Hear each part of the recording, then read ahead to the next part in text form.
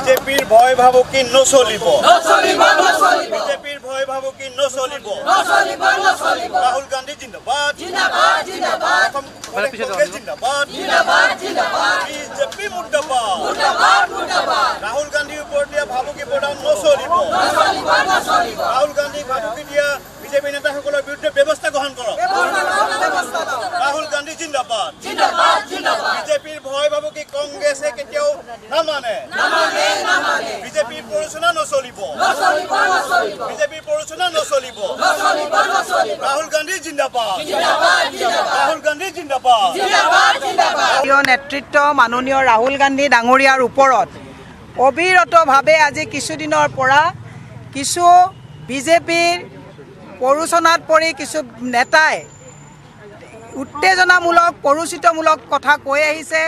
এজনে কৈছে, এজন শিখ নেতা তেখেতে কৈছে যে ইন্দিৰা গান্ধীৰ দৰে মৃত্যু হ'বৰ কাৰণে ৰাহুল গান্ধীক সাজু হ'ব দিছে।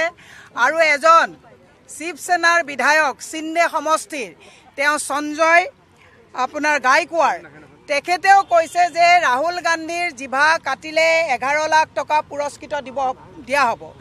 আমি আমাৰ মাননীয় নেতাজনৰ জীৱনৰ প্ৰতি যি ভাবুকি আহিছে গোটেই ভাৰতবৰ্ষতে আজি প্ৰতিবাদ সাব্যস্ত কৰা হৈছে। আৰু আমি আজি এই মানৱেন্দ্ৰ শৰ্মা কমপ্লেক্সৰ পৰা বিজেপি চৰকাৰক সকীয়াই দিব বিচাৰিছোঁ যে কংগ্ৰেছে ভাৰত স্বাধীন কৰা এটা পাৰ্টি, ব্ৰিটিছক ভয় নকৰা এটা পাৰ্টি। গতিকে তেওঁলোকে এনেকুৱা প্ৰৰোচিতমূলক উত্তেজনামূলক ভয় ভাবুকি প্ৰদান কৰি কংগ্ৰেছক তেওঁলোকে ৰুদ্ধ কৰিব নোৱাৰে। সেয়ে আমি আজি সকীয়াই দিব বিচাৰিছোঁ। অসমতো আমাৰ অসমীয়া মাননীয় মুখ্যমন্ত্ৰীয়ে বিভিন্ন সময়ত মানুহক ভয় ভীতিগ্ৰস্ত কৰি মানুহৰ মাজত যিটো এটা প্ৰৰোচিত বাতাবৰণৰ সৃষ্টি কৰিছে তাকো আমি সকীয়াই দিব বিচাৰিছোঁ।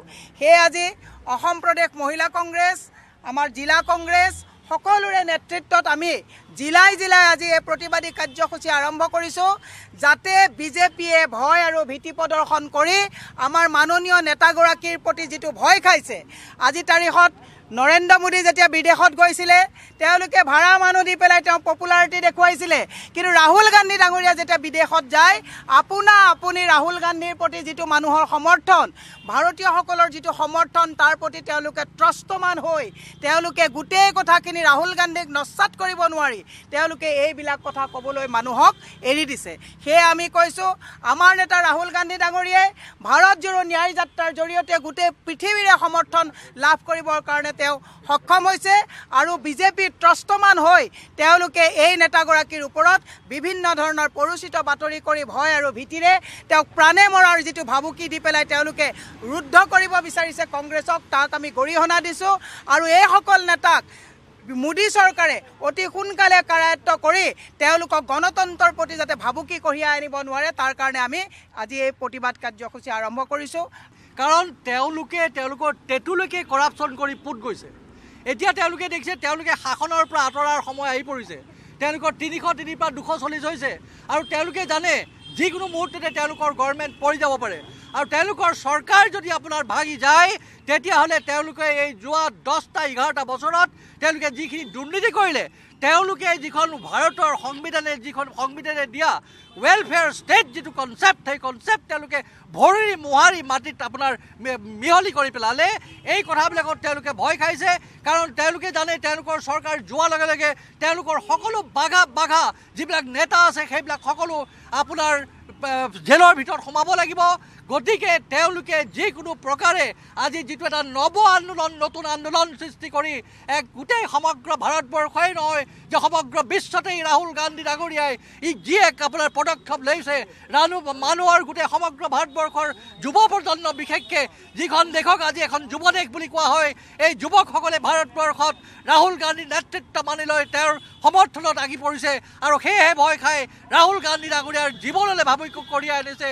যিসকল শাসকে তেওঁলোকৰ ল এণ্ড অৰ্ডাৰ তেওঁলোকে যিটো নিয়ন্ত্ৰণ কৰিব লাগে, এতিয়া শাসন আপোনাৰ শাসনকৰ্তাই আজি ল এণ্ড অৰ্ডাৰ ভাঙিবলৈ আৰম্ভ কৰিছে। ইয়াতকৈ ডাঙৰ দুখৰ কথা একো নাই। কিন্তু এটা কথা আমি আপোনালোকক সকলোকে আমি জনাব বিচাৰিম যে যেতিয়ালৈকে কংগ্ৰেছ আছে, যেতিয়ালৈকে আপোনাৰ এই ৰাহুল গান্ধীৰ নেতৃত্বত আজি তেওঁলোকে ভাৰতীয় জনতা পাৰ্টিৰ এই শাসক সকলে আপোনাৰ দিল্লীতে হওক বা বিভিন্ন ৰাজ্যতে হওক তেওঁলোকে এই শাসন ব্যৱস্থাক বুঢ়া আঙুলি দেখুৱাব নোৱাৰে।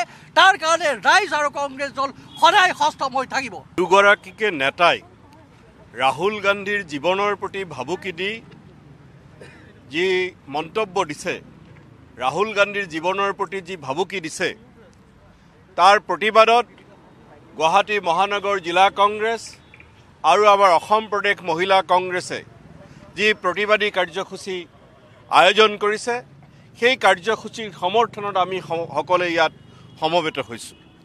ইতিমধ্যে আমাৰ মীৰা বৰঠাকুৰ ডাঙৰীয়ানী আৰু গোপাল শৰ্মা ডাঙৰীয়াই কৈছে কিদৰে বিজেপিয়ে নেতাসকল শংকিত হৈ পৰিছে কংগ্ৰেছৰ উত্থানত, ৰাহুল গান্ধীৰ জনপ্ৰিয়তাত কিদৰে শংকিত হৈ পৰিছে।